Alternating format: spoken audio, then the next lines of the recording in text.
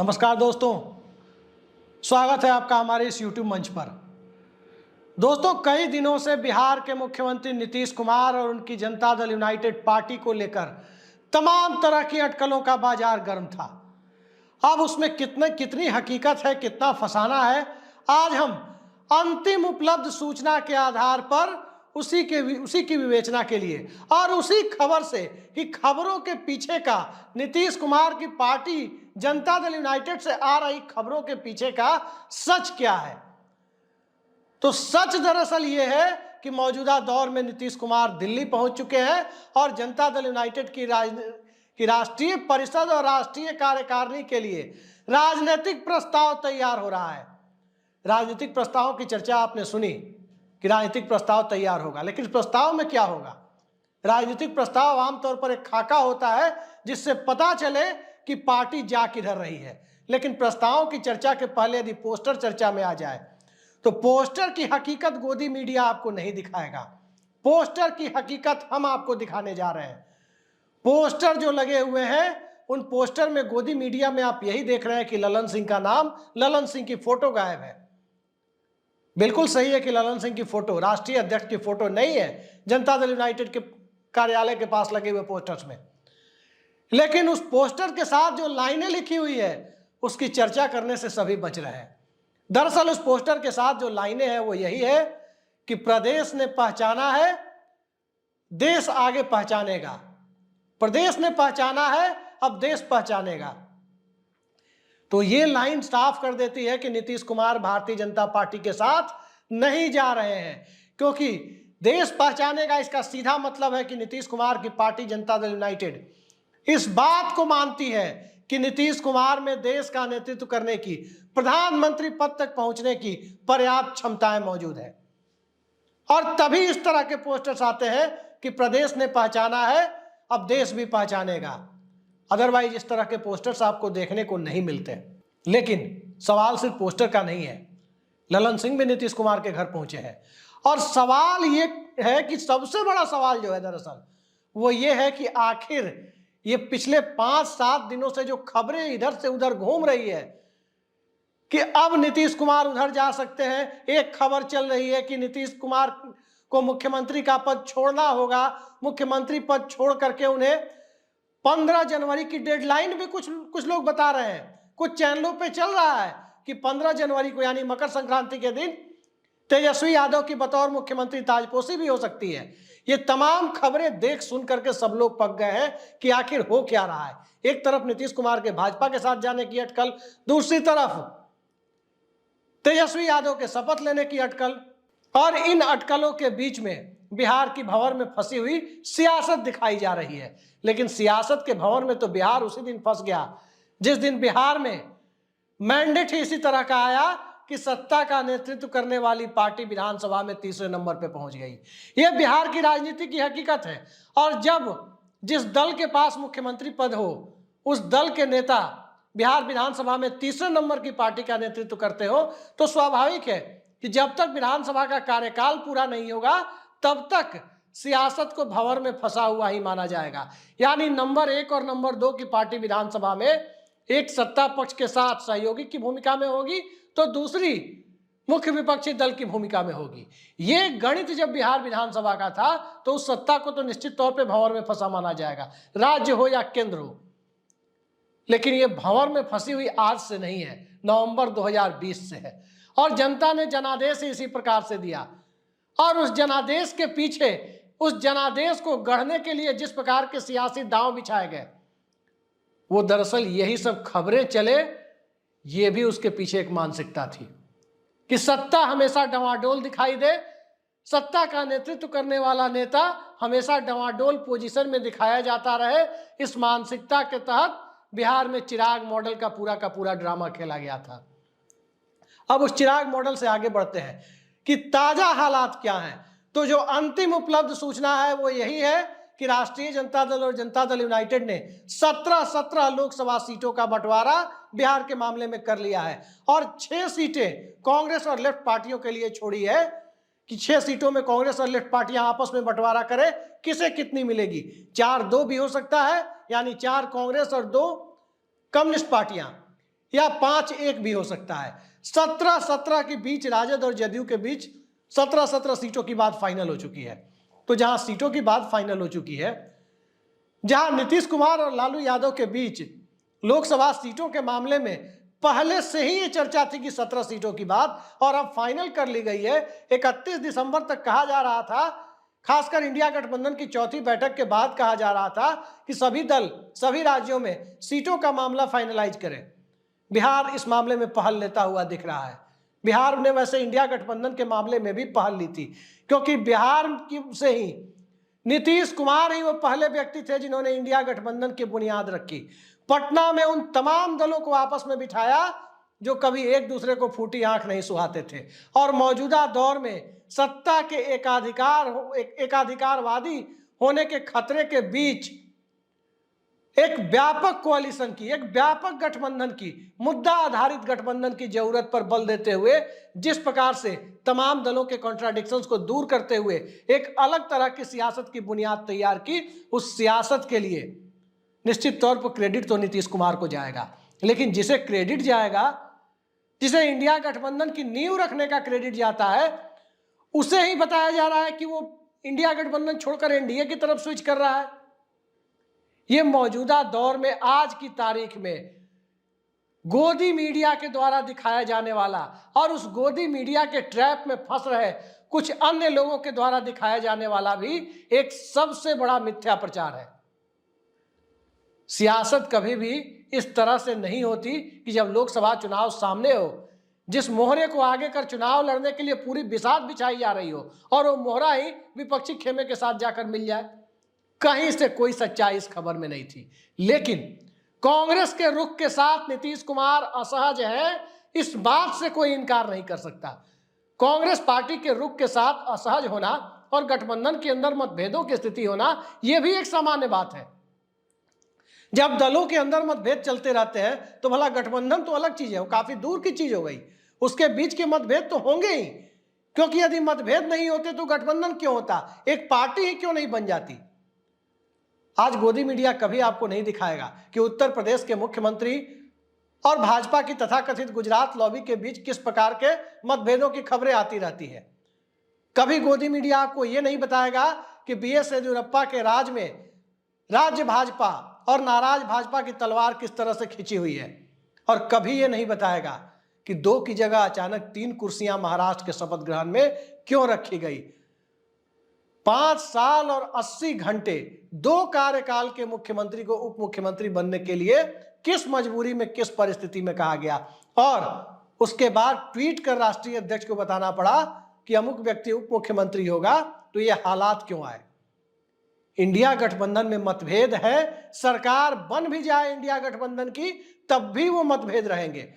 सियासत में मतभेद एक सामान्य बात है, लेकिन मतभेद को मनभेद बताकर दिखाना मौजूदा दौर में ये कला गोदी मीडिया के साथ साथ स्वाभाविक है कि जो उस इंडिया गठबंधन के विपक्ष में जो दल है भारतीय जनता पार्टी, जिसके नेता अक्सर और उसके इन्फ्लुएंस में आने वाले कुछ पत्रकार अक्सर इंडिया गठबंधन को इंडी अलायंस, इंडी गठबंधन कहकर संबोधित करते हैं। कभी भी एनडीए गठबंधन को एनडी अलायंस या एनडी गठबंधन नहीं कहते, कभी भी बीजेपी को बीजे पार्टी नहीं कहते, लेकिन इंडी गठबंधन कहने में उन्हें काफी गर्वोक्ति का एहसास होता है।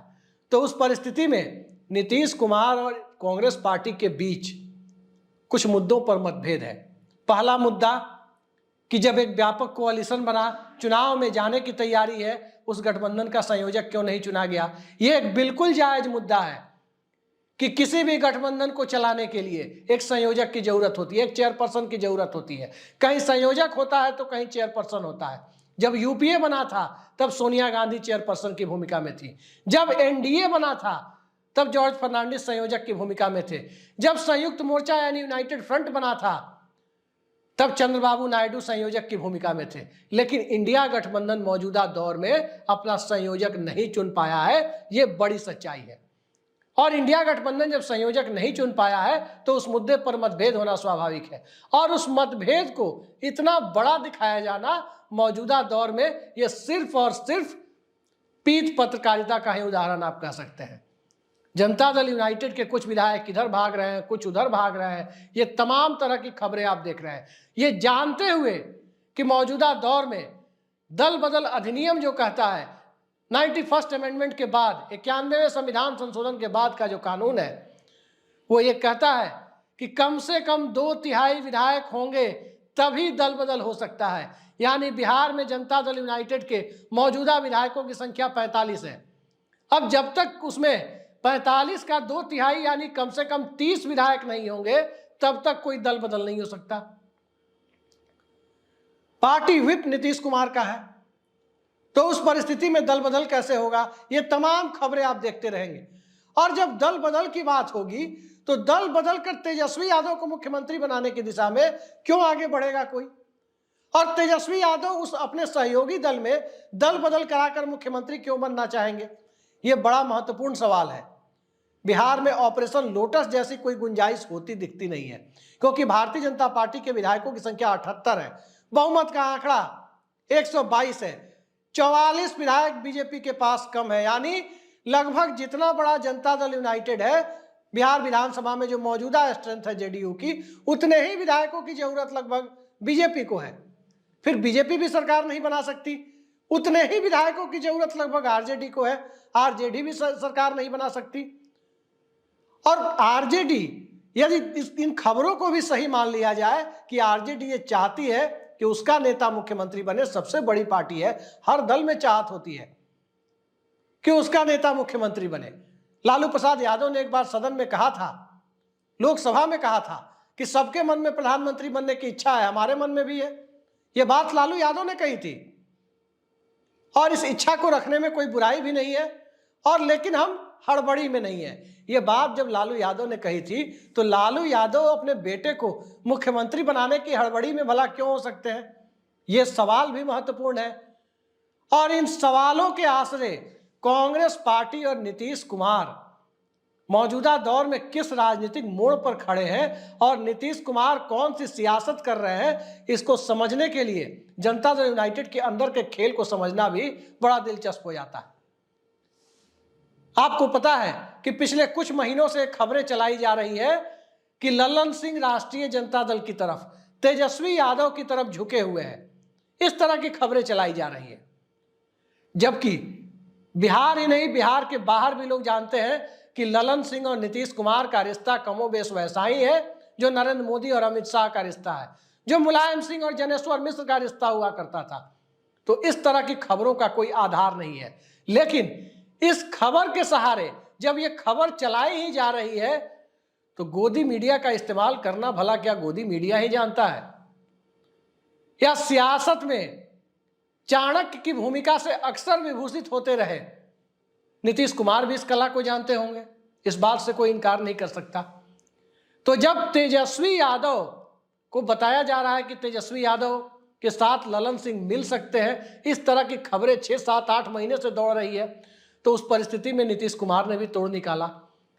जो अंतिम उपलब्ध जानकारी है उसके मुताबिक ललन सिंह ने खुद इच्छा व्यक्त की थी कि उन्हें अपने लोकसभा सीट पर कंसंट्रेट करना है, वो अपने लोकसभा क्षेत्र पर ध्यान लगाना चाहते हैं, लिहाजा इतनी बड़ी जिम्मेदारी को कम से कम लोकसभा चुनाव तक वो उठा पाने की स्थिति में नहीं है। अब सीधे सीधे ललन सिंह को हटाकर नीतीश कुमार मुख्यमंत्री बन जाते तो स्वाभाविक है कि जो प्रेशर पॉलिटिक्स गठबंधन में होती है, जो गठबंधन की राजनीति होती है, उस गठबंधन की राजनीति को नीतीश कुमार अपने हिसाब से चला नहीं पाते। मैंने आपको बताया कि आरोप ललन सिंह के ऊपर यह लगाया जा रहा है, मीडिया का एक सेक्शन भी लगाता रहा है कि तेजस्वी यादव और लालू यादव के करीब हैं। तो जब तेजस्वी यादव और लालू यादव के करीब ललन सिंह को बताया जाता है और नीतीश कुमार के करीबी जो दूसरे नेता हैं उनके बारे में खबरें फैलाई जाती है कि वो बीजेपी के करीब है, संजय झा, अशोक चौधरी, बिहार के वित्त मंत्री विजय चौधरी, तमाम ऐसे नाम जिनके नाम के साथ ये जोड़ा जाता रहा है। मैं नहीं जानता कौन किसका करीबी है, लेकिन ये जोड़ा जाता रहा है कि ये लोग बीजेपी के साथ गठबंधन के हिमायती हैं। तो ललन सिंह यदि इस मुहाने पर पार्टी अध्यक्ष पद छोड़ रहे हैं और नीतीश कुमार पार्टी की कमान ले रहे हैं तो संदेशा साफ है, कि आखिर मीडिया की खबरों से खेलना सिर्फ गोदी मीडिया और भारतीय जनता पार्टी ही नहीं जानती, बल्कि मीडिया की खबरों से खेलना और मीडिया की खबरों के सहारे कभी कभार अपनी सियासी राह को आसान बनाने की कवायद में मीडिया का इस्तेमाल कर लेना, इस बात को भी नीतीश कुमार जानते हैं। यूं ही नीतीश कुमार 18 साल से मुख्यमंत्री नहीं रहे, और ध्यान रखिए कभी भी उनकी पार्टी बिहार में बहुमत यानी 122 का आंकड़ा छूने में सफल नहीं हुई। बावजूद नीतीश कुमार 18 सालों से मुख्यमंत्री पद पर है, 19वां साल चल रहा है। यूं ही नहीं है, और यह कला भारतीय राजनीति में दुर्लभ है। नरेंद्र मोदी तमाम छत्रपों को उखाड़ फेंकने में, तमाम राज्यों में ऑपरेशन लोटस या कोई और खेल को उनकी पार्टी के द्वारा जो अंजाम दिया गया, उस खेल को मूक दर्शक बनकर देखते रहने में सफल हो गए। बिहार के मामले में नहीं हुए। महाराष्ट्र में शिवसेना तोड़ी गई, कमलनाथ की सरकार मध्य प्रदेश में गिराई गई, एचडी कुमारस्वामी की जेडीएस कांग्रेस गठबंधन सरकार कर्नाटक में गिराई गई, झारखंड में एक कवायद चलने की खबरें आ रही थी, और इन कवायदों के बीच छोटे राज्य जैसे गोवा जैसे राज्य और मेघालय में जो जिस तरह से खेल होता रहा है, वो खेल तो हमेशा से आप देखते रहे। बिहार में यह कवायद इकलौता हिंदी भाषी राज्य, हिंदी पट्टी का इकलौता राज्य जहां देवनागरी लिपि और हिंदी भाषा की प्रधानता है, वो इकलौता राज्य बिहार है जहां भारतीय जनता पार्टी के मुख्यमंत्री अब तक शपथ नहीं ले पाया। अब एक तीर से दो शिकार कैसे नीतीश कुमार ने किया, जरा इसे भी समझ लीजिए। खबरें चलाई गई या चलने लगी कि नीतीश कुमार बीजेपी के साथ जा सकते हैं, दूसरी खबरें तेजस्वी यादव मुख्यमंत्री बन सकते हैं। अब नीतीश कुमार के बीजेपी के साथ जाने की खबरों ने बिल्कुल चुनाव के मौके पर जो भारतीय जनता पार्टी के वोटर थे, जो नरेंद्र मोदी के सहारे बिहार में नीतीश कुमार का तख्ता पलट करना चाहते थे, उनके जोश को, उनके आवेग को चुनाव तक के लिए तो निस्तेज करने में बड़ी भूमिका निभाई। आज बीजेपी का कैडर और वोटर सबसे ज्यादा कंफ्यूज है कि हम नीतीश कुमार की आलोचना करें या नीतीश कुमार का समर्थन करें, क्योंकि खबरें इस ढंग की चल रही है।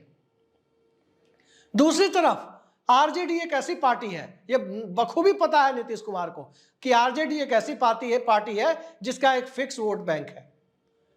कैंडिडेट के सहारे किसी सीट पर थोड़ा बहुत वोटों का अंतर पड़ जाए इधर उधर, बात अलग है। अदरवाइज मुस्लिम यादव MY समीकरण की वो पार्टी है। मीडिया में कोई भी खबर चले, कुछ भी हो जाए, ना तो तेजस्वी यादव और लालू यादव के वोट बैंक में 1% का भी इजाफा होना है और ना ही 1% का घाटा होना है। तो नीतीश कुमार को एक बखूबी पता है कि मोमेंटम कौन बनाने की कोशिश कर रहा है, नैरेटिव सेट करने की कौन कोशिश कर रहा है और कैसे उसकी नैरेटिव को भोथरा करना है। और गोदी मीडिया अपने उतावलेपन में कहीं ना कहीं नीतीश कुमार का यह काम आसान कर रहा है।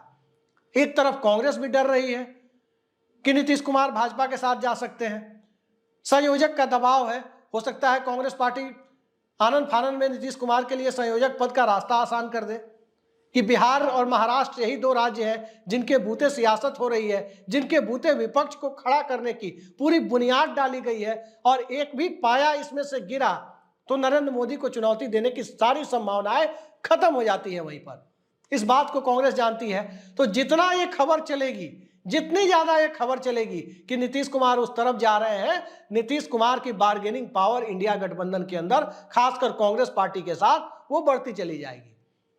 वहीं दूसरी तरफ जितनी ये खबर जाएगी कि नीतीश कुमार बीजेपी के साथ जा ही रहे हैं, भारतीय जनता पार्टी के कैडर का, उनके वोटर का बिहार में दिल बैठता जाएगा। जो ये चाहते हैं कि बिहार में भाजपा का मुख्यमंत्री बने, उनके भीतर भी चुनाव, बिल्कुल लोकसभा चुनाव के समय उनका उत्साह भी ठंडा पड़ जाएगा। तो एक साथ जो कई खेल, आरक्षण बढ़ाकर, जाति जनगणना कराकर, ओबीसी विमर्श को केंद्र में लाकर, गरीब सवर्णों की गिनती कराकर, मुस्लिमों में, अल्पसंख्यकों में, पिछड़े वर्ग के और कौन कितना पिछड़ा है उसकी पूरी की पूरी गणना, काउंटिंग कराकर एक जो अलग तरह का सोशल इक्वेशन और खासकर महिला वोटरों का जो उसमें तड़का लग जाता है, तो जिस प्रकार का सोशल इक्वेशन नीतीश कुमार ने तैयार किया है, उस सोशल इक्वेशन में आज की तारीख में बिहार में नीतीश कुमार को इग्नोर करके या बिहार के बाहर भी न तो इंडिया गठबंधन के द्वारा यह संभव है कि नीतीश कुमार को इग्नोर करके चले, और भारतीय जनता पार्टी के लिए नीतीश कुमार की कितनी अहमियत है वो आप समझ सकते हैं। कि बिहार में भाजपा के प्रदेश अध्यक्ष सम्राट चौधरी कहते हैं कि नीतीश कुमार हमारे गार्जियन हैं। बिहार भाजपा के नेताओं के मुंह पर केंद्रीय नेतृत्व ने इस तरह की खबरों को फैलने के बाद लगभग तालाशाही लगा दिया है कि बिहार के लालू यादव के साथ गठबंधन के बाद बिहार में गड़बड़ियों का आरोप जो लगा सकते हैं वो खुलकर लगाइए, लेकिन अपनी पार्टी को उन लोगों को साफ निर्देश है कि नीतीश कुमार पर व्यक्तिगत हमले बंद कर दीजिए। यानी ये उम्मीद कायम है कि शायद जो खबरें चल रही है कहीं वापस नीतीश कुमार आ जाए।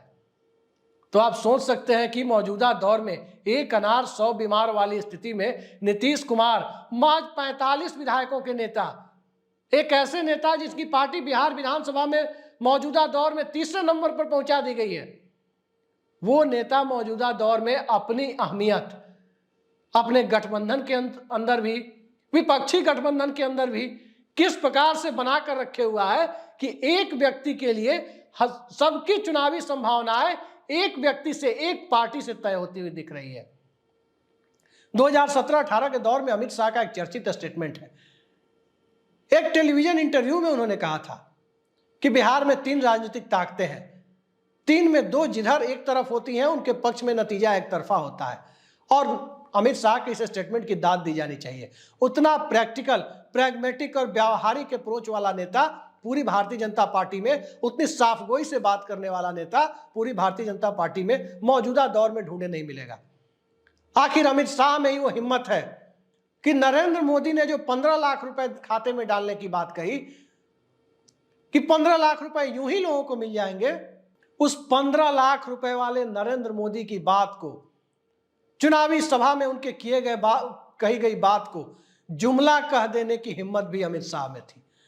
तो अमित शाह ने जो बात कही कि 3 राजनीतिक ताकतें बिहार में है, 2 जिधर एक तरफ होती है नतीजा उधर ही चला जाता है, चाहे 3 में 2 एक भाजपा के पक्ष में रहे या विपक्ष के पक्ष में रहे, और चुनावी नतीजे इसकी गवाही भी देते हैं। 2015 का बिहार विधानसभा चुनाव नीतीश कुमार लालू यादव के साथ थे, 3/4 बहुमत। 2019 का लोकसभा चुनाव नीतीश कुमार बीजेपी के पास थे, 40 में 39 सीटें, 95% से ज्यादा, 97.5% की स्ट्राइक रेट। तो आप सोच सकते हैं कि अमित शाह ने कितनी प्रैक्टिकल बात कही थी, और वही प्रैक्टिकल बात आज की तारीख में भारतीय जनता पार्टी को कहीं ना कहीं इस बात का दर्द है कि बीजेपी के नेता तेजस्वी यादव को मुख्यमंत्री बनाने के लिए, कि तेजस्वी मुख्यमंत्री बने हुए हैं, ये कामना करते हुए फिरते हैं कि जैसे ही तेजस्वी मुख्यमंत्री बन जाएंगे बीजेपी के लिए बिहार में रास्ता आसान हो जाएगा, लोकसभा चुनाव तो निकल ही जाएगा। उनकी बात में दम है, इस बात से भी इनकार नहीं किया जा सकता कि नीतीश कुमार के पास जो वोट बैंक है 14%, 15%, माइनस माइनॉरिटी जो भी वोट उनके साथ है, वो वोट बैंक तभी तक है जब तक नीतीश कुमार मुख्यमंत्री पद पर है। और नीतीश कुमार मुख्यमंत्री पद यदि छोड़ भी दे, तेजस्वी यादव मुख्यमंत्री बन भी जाए, तो उत्तर प्रदेश वाले हालात जो 2014 और 17 में उत्तर प्रदेश में हुए, वही हालात बिहार में उत्पन्न हो सकते हैं कि MY यानी मुस्लिम यादव छोड़कर सारे वोट भारतीय जनता पार्टी की तरफ शिफ्ट कर गए। और यही कारण है कि भारतीय जनता पार्टी के नेता, आपने कहीं नहीं सुना होगा कि मुख्य विपक्षी दल का नेता अपने विधानसभा में अपने प्रतिद्वंदी को कहे कि उसके मुख्यमंत्री बनने की कामना करें। यह अनोखी बात आपको बिहार में दिखेगी। क्या उत्तर प्रदेश में भारतीय जनता पार्टी के विरोध में अखिलेश यादव हैं मुख्य प्रतिद्वंदी? क्या आपने किसी भाजपा नेता के मुंह से सुना कि अखिलेश जी को मुख्यमंत्री बन जाना चाहिए? क्या आपने सुना कर भारतीय जनता पार्टी के लोगों को किसी दूसरे राज्य में, गुजरात में, कि शक्ति सिंह गोहिल को मुख्यमंत्री बन जाना चाहिए?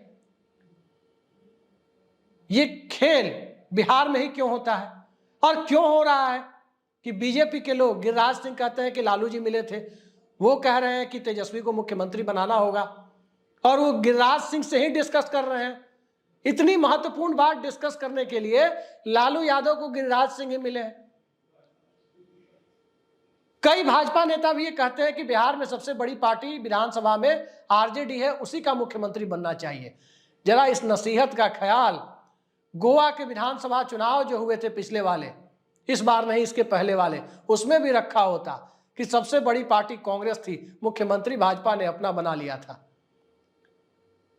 तो तमाम नसीहतें दरअसल यही है, और इसीलिए है क्योंकि नीतीश कुमार जब तक मुख्यमंत्री पद पर है तब तक लोकसभा की चुनावी संभावनाएं भारतीय जनता पार्टी के लिए बिहार में जिंदा होती हुई दिखाई नहीं दे रही है। हो सकता है कि बमुश्किल खाता खुले, 1-2 सीटें मिले, या वो भी ना हो पाए, कोई नहीं कह सकता कि क्या होगा। सीटें भारतीय जनता पार्टी की सिंगल डिजिट में जा रही है यदि लालू नीतीश एक साथ रहे, इस बात की गारंटी जरूर है। और एक तरफ किसान, एक तरफ नौजवान, सरकारी भर्तियों के लिए परेशान नौजवान, दूसरी तरफ ओल्ड पेंशन स्कीम के लिए लड़ रहे सरकारी कर्मचारी, और इन सब के बीच महिला सुरक्षा को लेकर की गई बातें, और मौजूदा दौर में भारतीय जनता पार्टी ने जो एक नई कवायद कर दी कि राजस्थान में 1 जनवरी से 450 रुपए में सिलेंडर मिलेगा, गैस का सिलेंडर। बाकी देश के लोगों ने कोई गुनाह कर दिया है, कोई बहुत बड़ा पाप कर दिया हो, जैसे कि उनका सिलेंडर 1100 या 900 का मिलेगा। राजस्थान के लोगों ने ही एक अच्छा काम किया है कि 950, 450 में सिलेंडर मिलेगा। तो इस तरह की कवायद में जो बीजेपी दिन प्रतिदिन फंसती जा रही है, बहुत उम्मीद है उसे कि काश नीतीश कुमार उसके पास आ जाते। और इंडिया गठबंधन को यह लगता है कि नीतीश कुमार कहीं छोड़कर जाने वाले नहीं है। आज के पोस्टर को देखकर जनता दल यूनाइटेड के जिस राजनीतिक प्रस्ताव की भनक हमें लगी है कि उसमें पिछड़ा, दलित विरोधी भाजपा और संघ को बताया जाएगा, मनुवादी तक बताया जाएगा, उसको देखते हुए साफ लगता है कि जो नीतीश कुमार 2015-16 में संघ मुक्त भारत का नारा देते हुए दिखते थे, आज नागपुर में कांग्रेस पार्टी की रैली भले हो रही है, संघ मुक्त भारत का नारा नए कलेवर के साथ जनता दल यूनाइटेड की राष्ट्रीय परिषद की बैठक में आ जाए।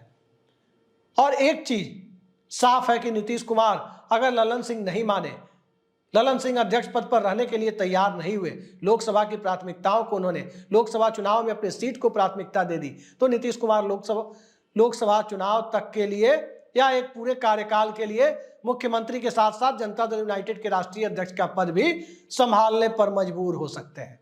बाकी देखिए, कल जो भी होगी खबर होगी, कल राष्ट्रीय कार्यकारिणी भी है, राष्ट्रीय परिषद भी है, वहां से जो भी खबर होगी उसकी पल पल की अपडेट के साथ हम आपके साथ फिर रूबरू होंगे। नमस्कार।